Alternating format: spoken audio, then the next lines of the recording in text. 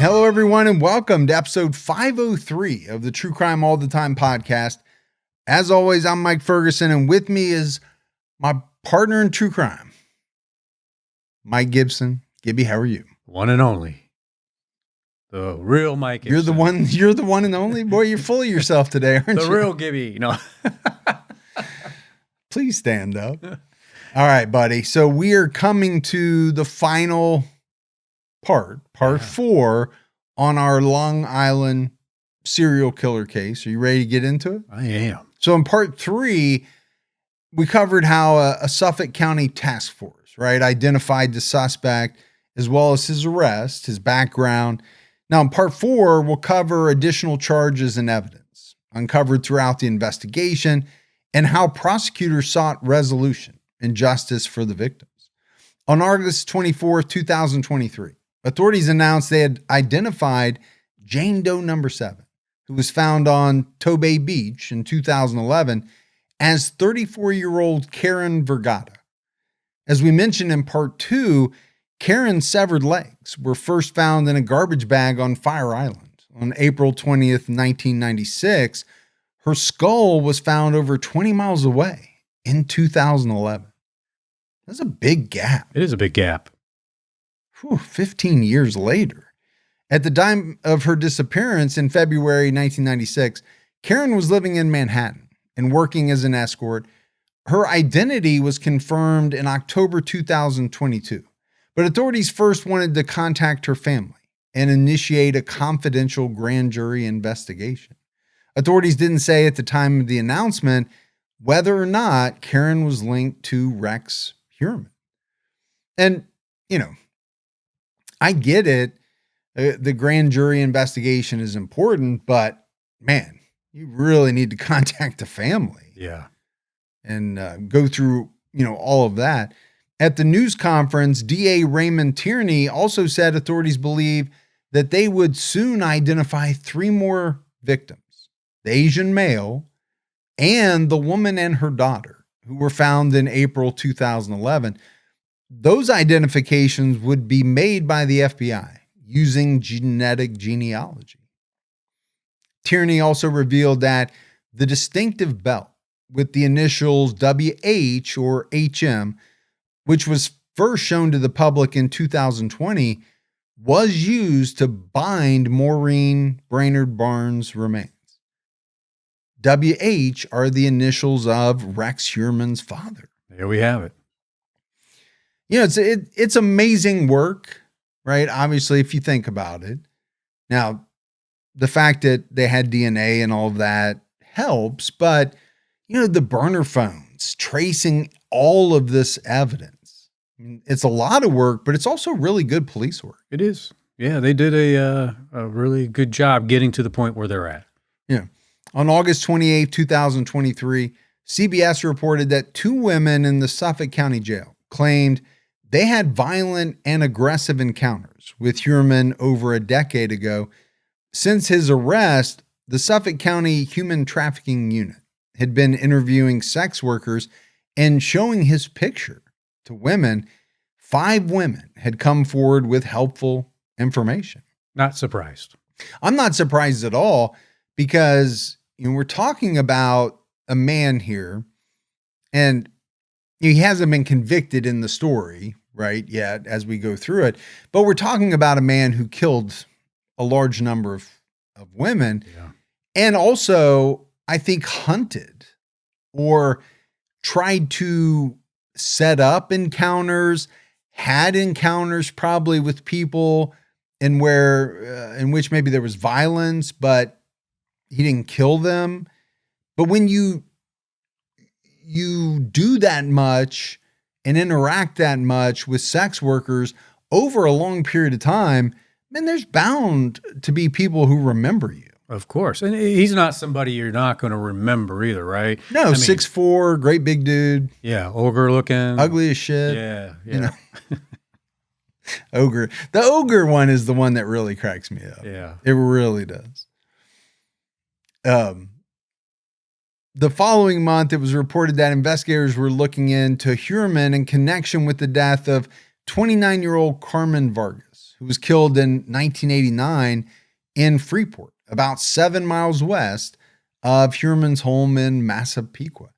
At a court hearing on September 27, 2023, prosecutors said that DNA from Heuermann's cheek swab matched the DNA from the pizza box, linking him to a hair found on one of the victims. Defense attorney Michael Brown told CBS, when asked about Heuermann's mood and demeanor, well, he's somebody who has from the beginning said he's not guilty. I made it a point to tell him, just get through this, Rex. Get to the point where we can go to trial and don't show emotion. He's a fellow who was working, has never been arrested, has a wife and children. Okay, those are all facts. I don't know what they mean in relation to whether or not he's guilty of these crimes. On January 16, 2024, Rex Heuermann was indicted for the death of a fourth victim, Maureen Brainerd Barnes. And he kind of felt like it was just a matter of time. Yeah, that they were going to get him on that one. Yeah. I mean, they were working hard to link it. He was linked to the murder via DNA from a female hair found in the buckle of a belt used to bind Maureen's ankles, feet, and legs. The odds were 8 trillion to 1 that the hair matched Asa Ellerup or Victoria Heuermann. Authorities followed Victoria on a train and watched her throw out a drink. Again, I feel like that would be, I don't want to say fun because I don't know that police work is fun, but in the grand scheme of things, it's like a spy movie, right? You're following someone, you're waiting for them to discard something that you think might have DNA on it. Okay. It's not like you can go up and ask them at that time because you're trying to build a case. So you kind of got to be, secretive about it. Well, if they know you're there, they're probably not going to throw anything away that they think they might have left their DNA on. But 8 trillion to 1. That's what we're used to hearing, yes. Right? These numbers in the trillions, it's really to the exclusion of all others at that point. Prosecutors believed all hair transfers were made from Heuermann to the victims. His family was out of town during the murders of the Gilgo Beach Four. So I think, when you go back to us talking in the last episode about, his wife's hair or things like that being found. Well, they knew that she wasn't a part of the murders, right? She wasn't even anywhere near town. He was committing these murders while his wife and kids were away. Yeah. Asa's attorney, Robert Macedonio, told the media, Asa Ellerup and her children were not involved, not even in the jurisdiction when these murders took place. In March 2024, Heuermann's former neighbor, Etienne de Villiers. I don't know why it's fun to say, but I'm also messing it up almost every time. Felt like you nailed it that time. I don't even know if that's how you say it, but it's fun. Said that Asa told him she didn't think Rex was guilty. Yeah, but why wouldn't she? She's going to say that because if she thinks he's guilty, then she's like, I've been with this monster all this time. Yeah.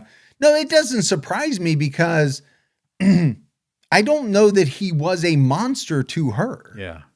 Now, there are a lot of killers who treat their significant other horribly, right? They're perpetrators of physical, emotional abuse, things like that.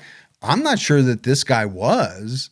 So I think in a case like that, wife, children, they're even more shocked that he could be involved in all of this. And, and when they were home, he probably was spending time with them.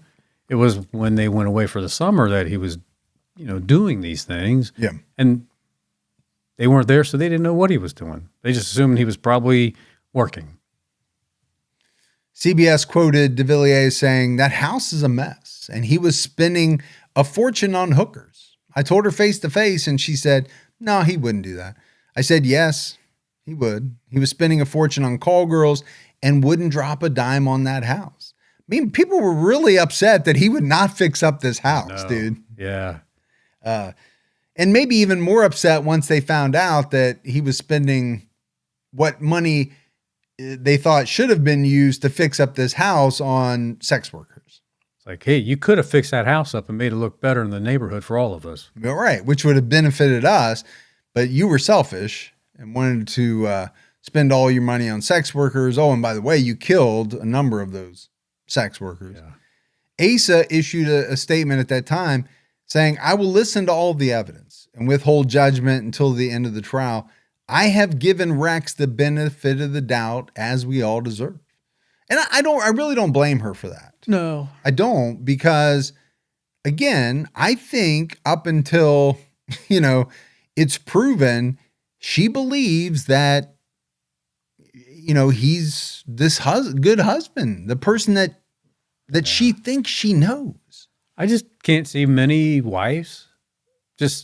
I think I can see them walking into the jail, meeting their husband and saying,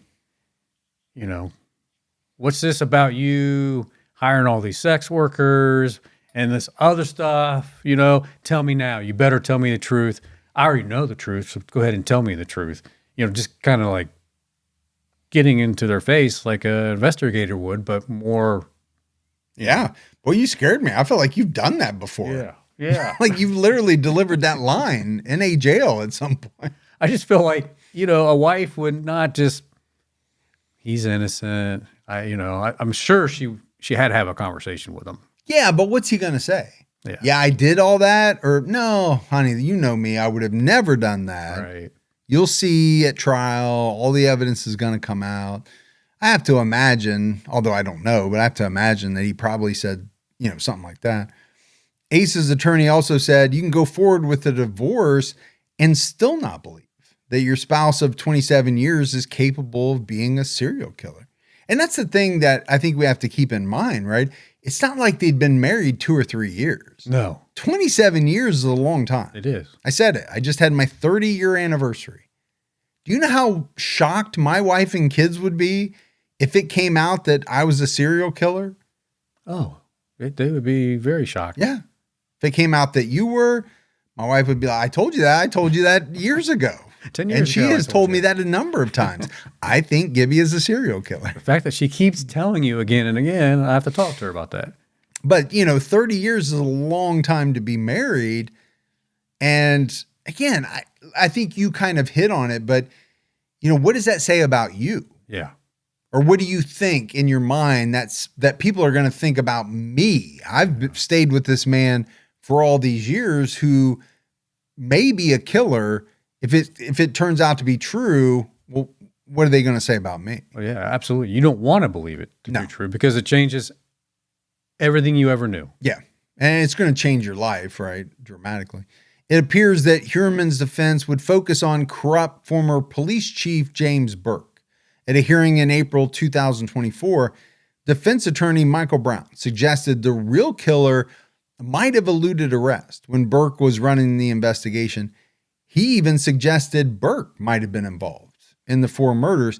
He said there were numerous leads alluding to Burke's involvement, but he didn't offer more details. Okay. I think that's a good defense tactic, right? Sure. I'm casting like a little bit of doubt. I don't have any proof. I can't give you anything, but we don't know that it wasn't this guy. Yeah, because he was into some strange things. After the hearing, Brown referred to reporting from the Washington Post that suggested in 2021, investigators focused on a retired police officer who lived near Heuermann and planned to arrest him. Now, this was disputed by former DA Tim Sini. However, bringing up Burke's corruption would allow Brown to question how evidence was obtained and handled, which could lead to reasonable doubt at trial. And I've always said it, but you're right, trials are like a chess match. Each side's making moves and countering moves and things which on the surface may not seem to make a lot of sense, do make sense once you learn the overarching goal. Yeah. I guess, for lack of a better term. Kind of like that show, The Lincoln Lawyer. Kind of, which is a great show. It really is. You turned me on to that, and I appreciate it. James Burke's lawyer, James O'Rourke, said that Brown was exploiting a giant conspiracy theory. And Jimmy Burke is a lot of things. Some of them are less than admirable, but he's not a killer. That same month, investigators used cadaver dogs to search a remote wooded section of Manorville close to where partial remains were found in the early 2000s. Neither of the Manorville victims had been linked to Rex, and officials wouldn't say what prompted the search. But on June 6, 2024, Rex was charged with 2 more murders. The 1993 murder of Sandra Castilla and the 2003 murder of Jessica Taylor. Now, Castilla's death had not been previously linked to the Gilgo Beach serial killings. Sandra was from Trinidad and Tobago, but was living in New York City when she disappeared. On November 20th, 1993, 2 hunters near Old Fish Cove Road in North Sea, a hamlet. Yeah. Almost said Hamnet? I don't know what I said. You're thinking of... Didn't come out. You were thinking of Hamlet's son, Hamnet. Yeah. But it's a hamlet in Southampton. They found her remains. This is about an hour east of Gilgo Beach. Sandra was found lying on her back with her arms outstretched over her head. There were indications of sexual assault, and she had multiple sharp force injuries. She was last seen the day before, November 19th. Now, her death was originally linked to convicted killer John Bittroff, who authorities mentioned as a potential suspect, right, in the Gilgo Beach killings back in 2017. We talked about him in a previous episode. But the 3 male hairs found on Sandra's body did not match Bittroff. And we actually talk about it a lot. You know, when you have convicted killers, known killers, especially serial killers, does it not make sense to try to link some unsolved cases to these individuals? You already know they're capable of murder. Yeah. So I think it happens quite a bit. The DNA just kind of here disproved that it was Bittroff. The lab determined that 99.96% of the North American population could be excluded as a contributor of the male hair found on Castilla, but Rex Heuermann was not a part of the group that could be excluded. So there you go. You know, you can lock him in on that. Yeah. Now it is a far cry from the number that we talked about, the 6 or the 8 trillion to 1. Yeah. 99.96% of the North American population is a lot of people. There are what? 330 or 340 million now. I don't know what the number is now. There were 30 million in Canada, so Oh, that's right. You got to include Canada. Yeah. Right? Close to 400 million. Yeah. That's all there is in all of Canada? Yeah, I think it's only like 30 some million. I don't know. It's not that much. Yeah. That doesn't seem right. Canada's huge. Well, it's huge. It's got a lot of land. It does, right? I know it's densely, sparsely populated in certain sections, but 30 million. Yeah. Could I be off? I think you could be. I don't know what the number is. You could be spot on. You do spend a lot of time in Canada, so I'm surprised you don't know the answer. So much so that I think you're getting free healthcare at this point, which they might want to look into. They probably want me to pay some taxes when I cross that border. Exactly. Yeah.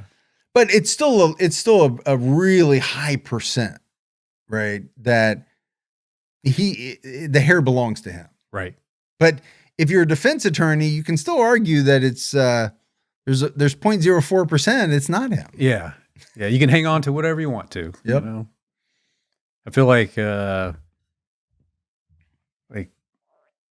was that? There was a show we watched. I don't know if it was Seinfeld, but it was like, but there's still a chance, you know. So you're telling me there's a chance? Yes. Yeah.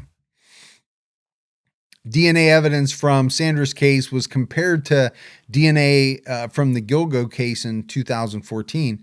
Another lab independently confirmed the DNA testing. A male hair was found on a surgical drape under Jessica's body. That hair was tested in 2023.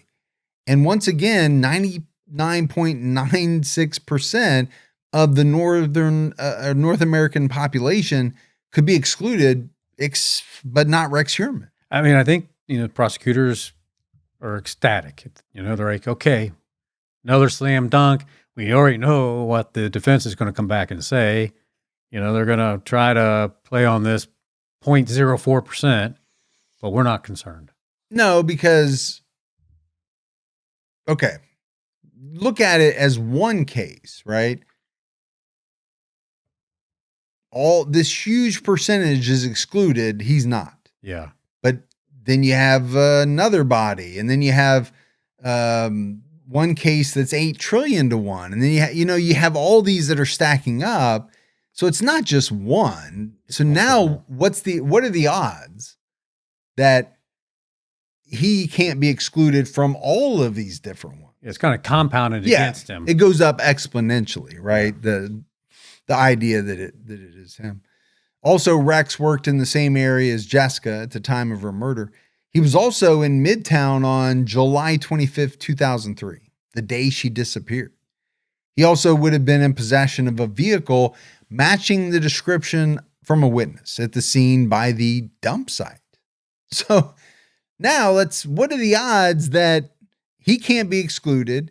He's in the same vicinity from where she disappeared, and he's also in possession of a vehicle. The numbers get crazy. Yeah, it's starting to stack up even more and more at a certain point. That how could it not be him, right? Prosecutors noted that Heuermann accessed a Newsday article titled "Cops Seek Help in IDing Manorville Body" about the discovery of Jessica's remains. After Jessica's body was found, he allegedly tried to cover up an internet search for a new truck, despite the fact that his vehicle was just over a year old. Yeah, but he probably said, I got to get rid of this thing because somebody might have seen me. Yeah. The latest indictment also revealed that Heuermann kept a planning document that was described as a blueprint for murder. The document was found on one of 350 electronic devices seized from his home. It was created in 2000 and modified over several years. I mean, a playbook, really. Now, I feel like I own a lot of electronic devices. 350 is a boatload. Yeah. Are you counting all your little tiny ones that you use? No. Okay. But you do have a lot. Yeah. Now, he also had like 300 guns. So I don't know what's going on with this dude. He won't fix up his house, but he's got a vault with 300 guns and he has 350 electronic devices. But to have something on there that basically is the blueprint for a murder. And to revise it over the years, it's not going to be good evidence. It's going to be good evidence against you. It's not going to be good for you. Yeah, it's not going to bode well for him. The document contained instructions for how to select and kill victims and dispose of bodies. It contained headings such as supplies, problems, with DNA listed as the top item under the problems heading. Now, isn't that funny, though? What he had listed as the top problem is the turned problem. out to be his top problem. Yeah. Well, I mean, I don't think he was a dummy. I think he was a fairly intelligent guy. So he knew that DNA was probably the thing that he really needed to worry about the most. Yeah. My thought is, though, you can take all the precautions in the world. But as we talked about earlier, how do you know that one of your wife's hairs is clinging to your coat or your pants or something like that and is going to get transferred? Yeah, unless you're stripping down naked, shaving every piece of hair off of your body. Oh, it's just a disturbing image that I now have in my head. I wish you wouldn't. And you're acting like an ape or something. Please don't do that. And then go through some type of machine that washes you and blow dries you off, and then put on the hazmat suit, and then go out and do your business in a car that was never yours, that nobody you knew ever was in it. Yeah. Where are you getting this machine from? Do you have one of these machines? I'm just saying that it's going to be almost impossible. Yeah, I think it's a lot harder than people think. I really do, which is a good thing because we don't want these people to get away with these crimes. The supply list included items such as booties, lye, acid, and a police scanner. Yeah. Okay. I get it. Some people are list makers. My wife is a list maker. She is. But she's also not a serial killer, so no harm, no foul. If you are a serial killer, probably not a great idea to keep this type of evidence just lying around. But my thought is, and I have the same with a lot of killers, almost every killer, I just don't think they think they're going to get caught. No, I don't think so either. But I mean, if anything, at least, like change the words up, like put the last letter of the word at first and, Oh, yeah, because nobody could crack that code at the FBI. They have people that literally do this for a living. They can't crack that simple. They'd be like, what is this word? We don't know. This is like the Zodiac cipher. We're never going to figure this out. What are you thinking? There was a section titled Body Prep, which contained steps to clean and dismember bodies and the packaging of bodies for transport. There were notes about removing tattoos and other identifying marks. And we know he removed at least one. At least one. At least one we know of. But, this is so specific, Gibbs. I mean, it's not like you could even argue that this is a list that you were going to go buy for some construction work or a camping trip or something like that. You were literally talking about cleaning or how to clean and dismember bodies. And, they're saying it's getting updated throughout time. Sure. Okay. I mean, I don't know if they can. Can they go back and see when it was updated and see if it correlates with? Maybe. Okay, so you changed your list here because you came across something new with this victim and you want to make sure the next victim, you were prepared. Yeah, it's entirely possible. Another section titled Post-Event listed tasks such as burning gloves, disposing of pictures, changing car tires, and setting up an alibi. I mean, this guy, you might as well just hand this thing to the jury and say, convict me now. Yeah, here's everything I did. The pre-prep section included steps such as checking the weather, setting up a staging area, and checking an area for surveillance cameras. You're also really ramping up the premeditation here. Oh, for sure. You're not going to be able to argue that this was a spur of the moment, heat of the moment act when you're checking for surveillance cameras and all that. I mean, it seems like he's being really thorough. Well, again, he's an architect. Yeah. I think they're very detail oriented. This reminds me of somebody in a profession like that. The prep section outlined tasks such as building a table with a crossbar underneath to support heavier objects. The document had specific sites for disposal of physical evidence.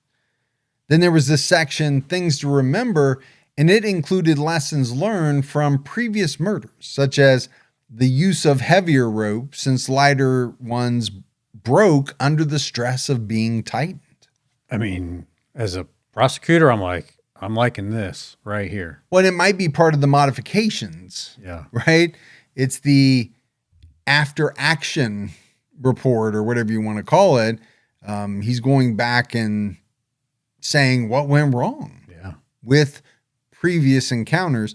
The document had a note about the importance of sleep to avoid problems and to increase playtime, believed to be a reference to sexual mutilation and acts against victims. Make sure you get good quality sleep so you can not have any problems and increase your playtime.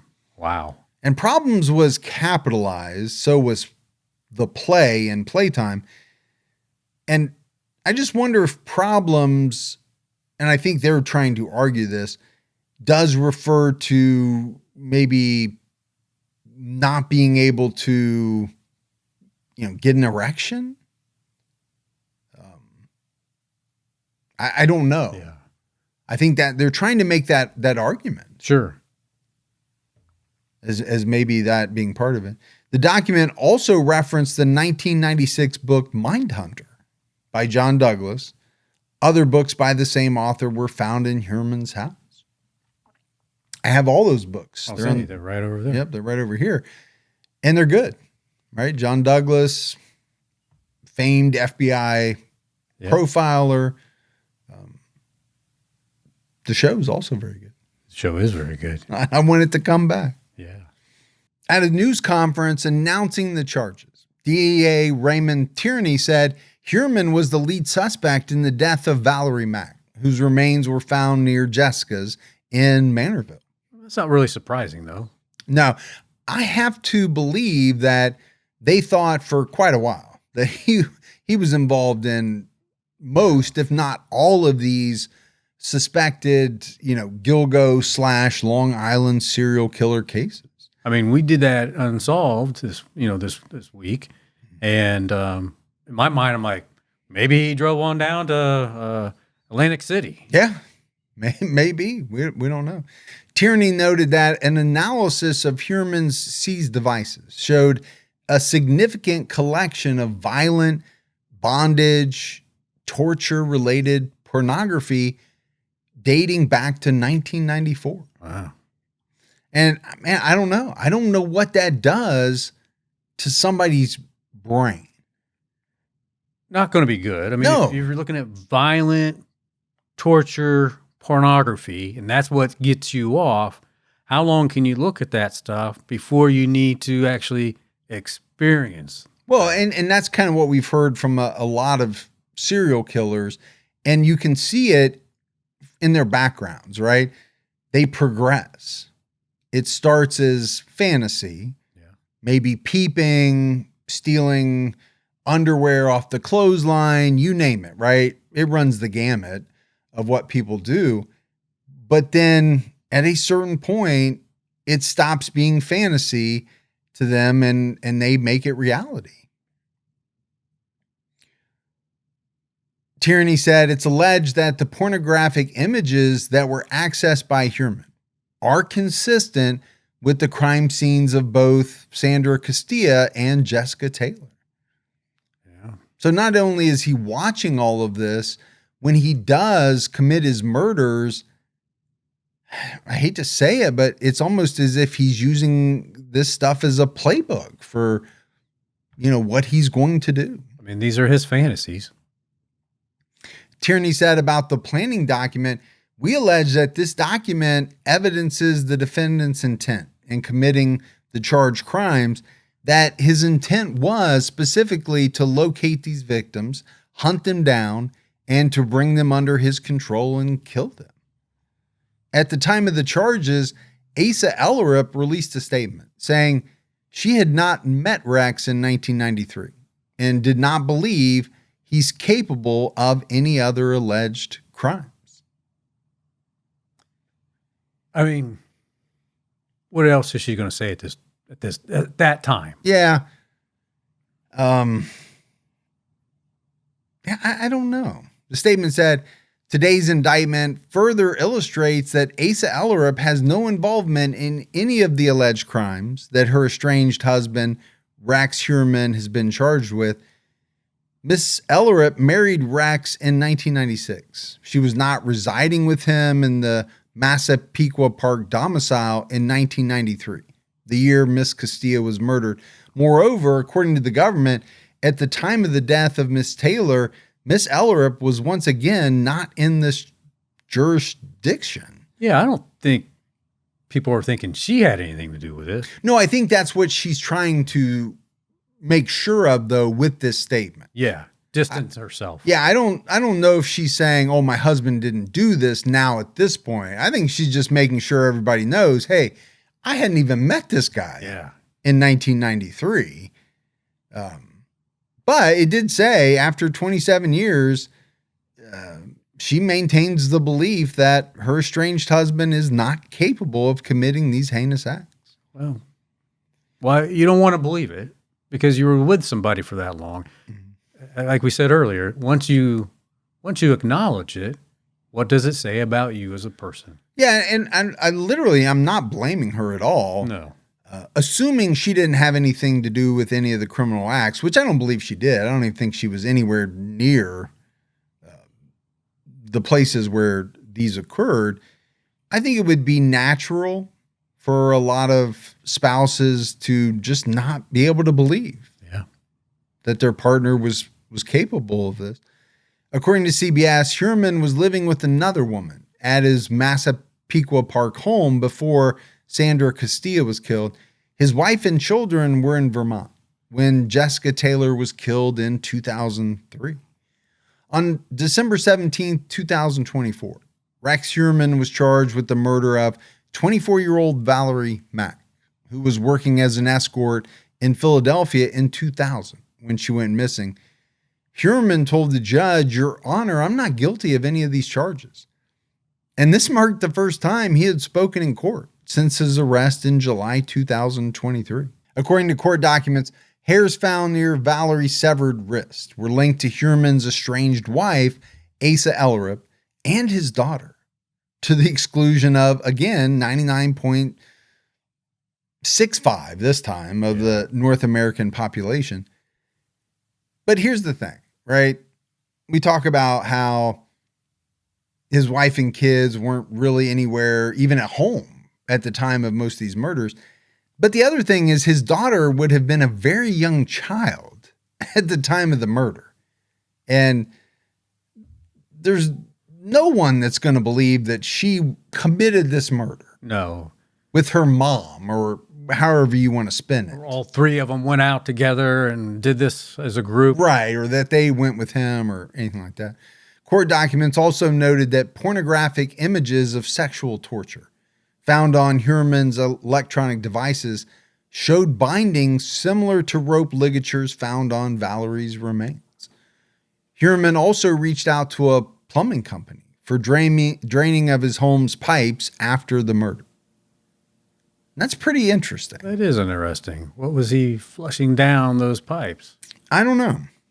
Now, a lot of people, have been caught from blood in their drain. I don't know if it was something like that, or if he was trying to get rid of something and something got caught. Yeah. No idea.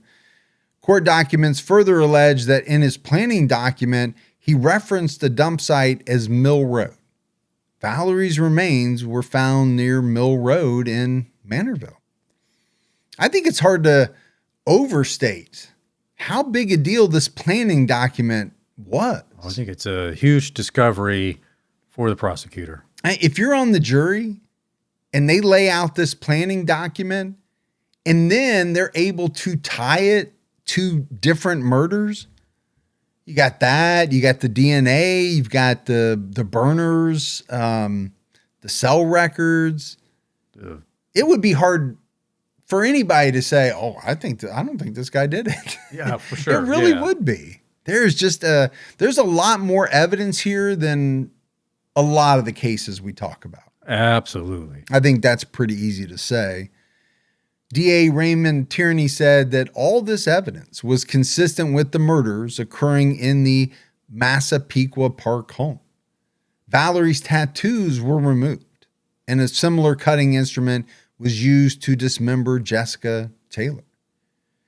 And I do find that to be very interesting as well. All the forensic type evaluations, and this is kind of morbid, but they can go as far as looking at some of the remains and the tool marks, right? And microscopically matching them to another set of remains and say, oh, the same tool was used on both. That is unbelievable to me. Yeah, how they can do that. Mm-hmm. Again, it's my whole thing about how is anybody getting away with anything these days? I think very difficult. But they still are. Yeah. That's the scary part. I mean, look, he was able to do this for a long period of time. He really did. Yeah. You know, that's the sad thing about it, you know, but once they were able to get on his trail, then that's when it fell apart for him. Yeah, it all kind of started to fall together pretty quickly, Yeah. I think, or pretty well, you'd have to say. So, you know, he comes out, he says he's not guilty. On April 8th, 2026, Rex Heuermann pleaded guilty to killing 7 women between 1993 and 2011 and admitted to killing an 8th. In exchange for his guilty plea, he wouldn't be charged with the murder of Karen Vergata, who was identified in 2023. He originally faced 10 murder charges for 7 murders. 3 of those cases were charged as both first-degree and second-degree murder. 3 double-upped charges were dismissed with his plea. So, I mean, I guess he got out of some charges.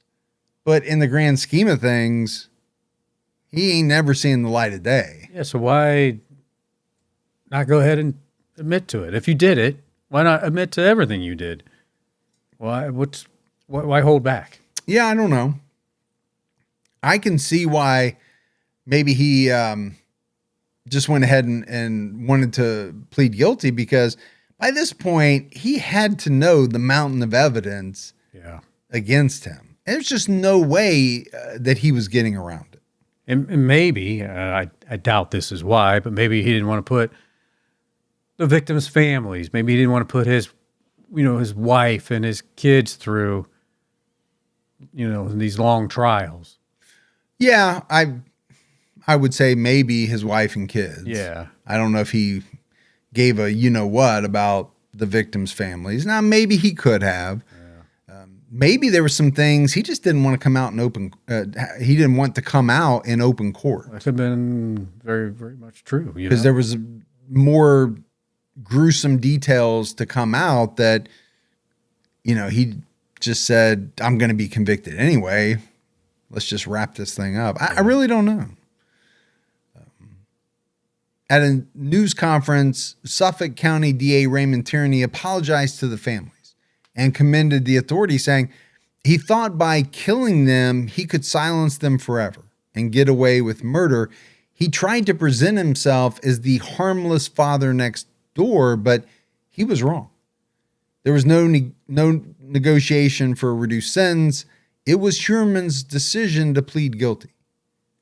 And the families were asked if they wanted to accept the plea or go to trial. They agreed to accept the plea. And I don't blame him. I mean, justice is going to be done, right? He's never getting out of prison, ever. We haven't talked about his sentence, but he's never getting out of prison. And the family doesn't have to hear some of the details, which would be very hard for them. I mean, you also look at it, with the plea, it's a slam dunk. It's done. Oh. Don't have to worry about anything going wrong at the trial, even though it looks pretty solid. Mm-hmm. Could something come out at the trial that ends up backfiring? Could. The other thing that prosecutors talk about a lot is what that does as far as appeals later on. Yeah. Which is a really big deal. So I could understand why everybody involved thought the plea deal was a good idea. So he admitted to meeting all 8 victims, strangling them and dumping their bodies. He also agreed to cooperate with the FBI as part of his plea. His sentencing is set for June 17th. Yeah. So as of right now, we're in May. It's, I don't know when this comes out, but when we're taping this, it's in May. So it's about 3 weeks away from where we sit right now. I mean, I think there's no doubt he's expected to receive life in prison, without parole, a bunch of consecutive life sentences, maybe a number of sentences of something like 25 years to life. Heuermann's defense attorney, Michael Brown, told reporters outside court that the guilty plea brought a sense of relief for Heuermann. He said, when you have that type of stuff in your head and on your body, I think by admitting it, it's cathartic to some extent. Maybe. Yeah. Okay. I just think he knew he was caught. Yeah, I think the gig was up. Yeah. I really think he probably had conversations with his attorney. I'm sure he had a really good idea of all the evidence that was, against him. And he just thought, there's no way. There's no way a jury is not going to find me guilty. Let's get it over with and we'll move on. When asked whether his client has expressed remorse, he said Heuermann is likely to have something to say in court on June 17th. So that will be interesting, right? It's still yet to come. We'll have to see. He said that Heuermann will not provide details of how he committed the crimes at the sentencing hearing. Brown added he certainly wanted to save the families of the victims, the ordeal of going to trial, coupled with saving his family from that. So I think you said that. I mean, it could be. Or the defense attorney just could be saying that. Heuermann's ex-wife, Asa, and their daughter attended the hearing. Asa and her attorney briefly addressed reporters, saying, "My thoughts and prayers are with the victims and their families. Their loss is immeasurable, and the focus should be on them at this time in the moment." Melissa Cann, the sister of Maureen Brainerd Barnes, said, "There's finally a sense of relief.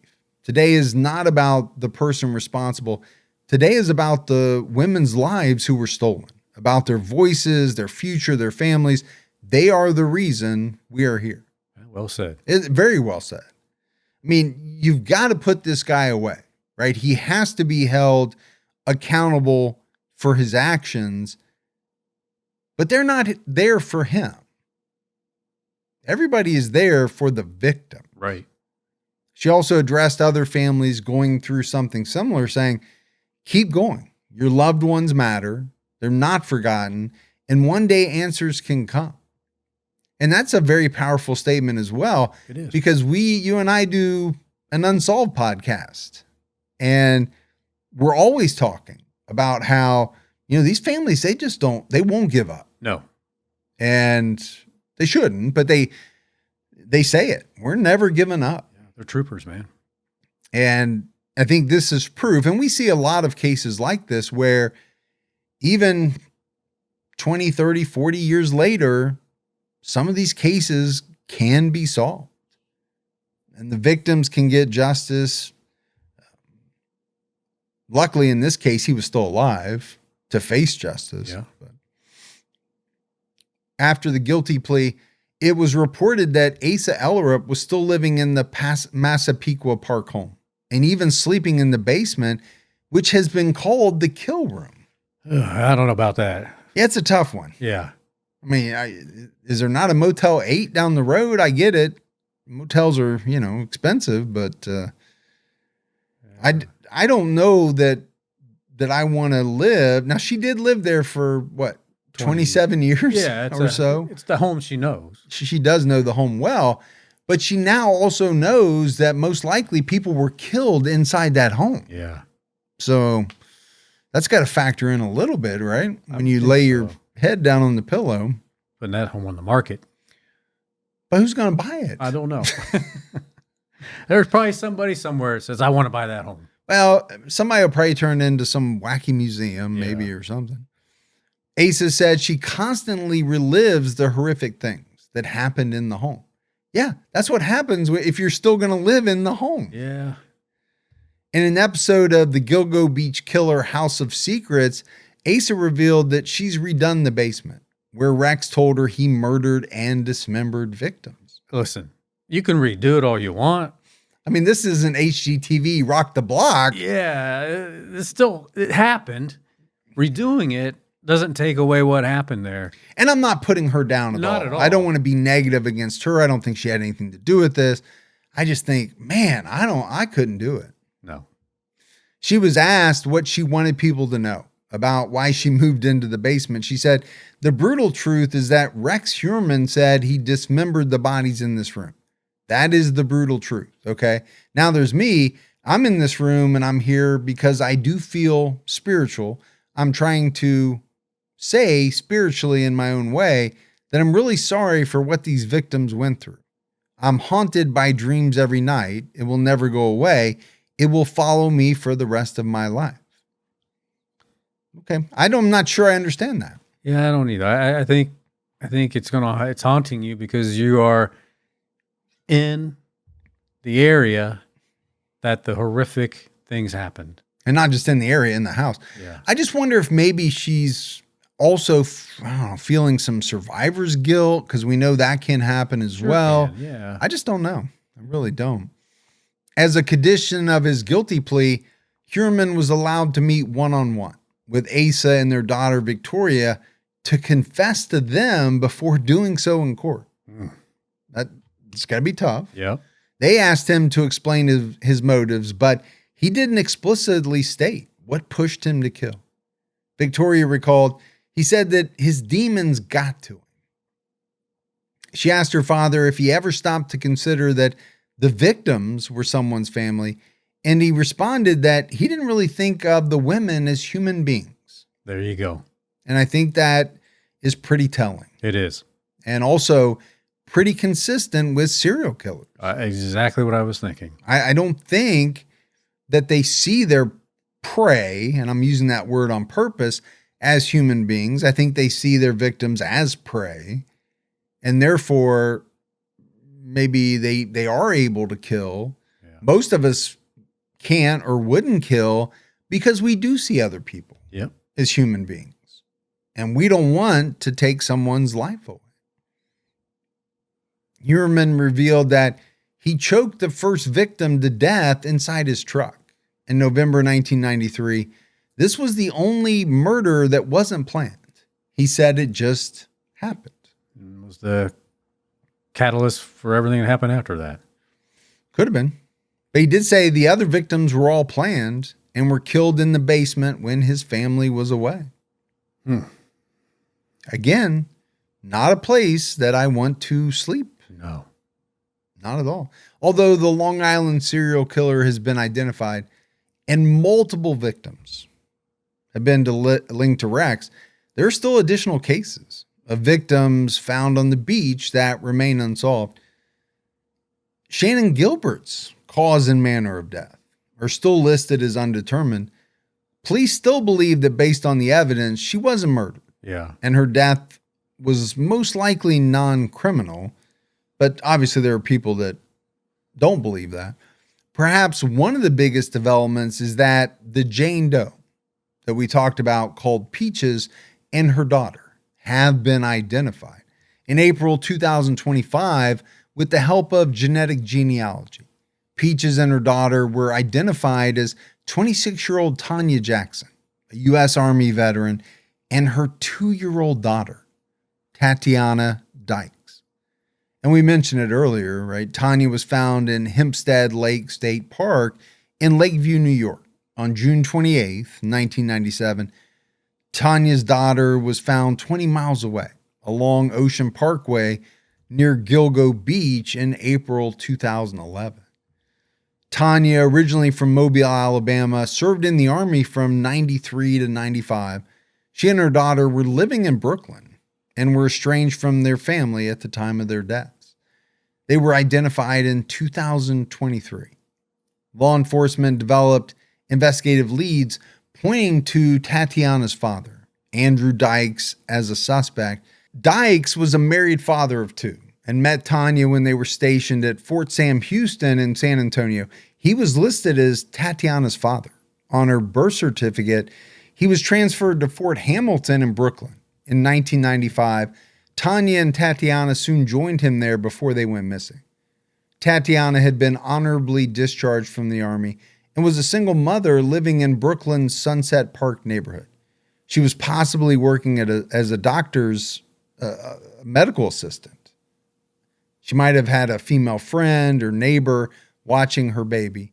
Dyke served in the Army until 2001 as a military instructor specializing in anatomy and physiology. He then worked as a Florida State trooper. Busy guy. Yeah. After identifying the bodies, investigators surveilled Dykes in Tampa and recovered a cup and straw he threw in the trash. His DNA was linked to DNA from Tanya's remains. You know what I've learned is that I am not going to throw my trash anywhere public. I'm taking it home with me, and then I will burn it inside my home.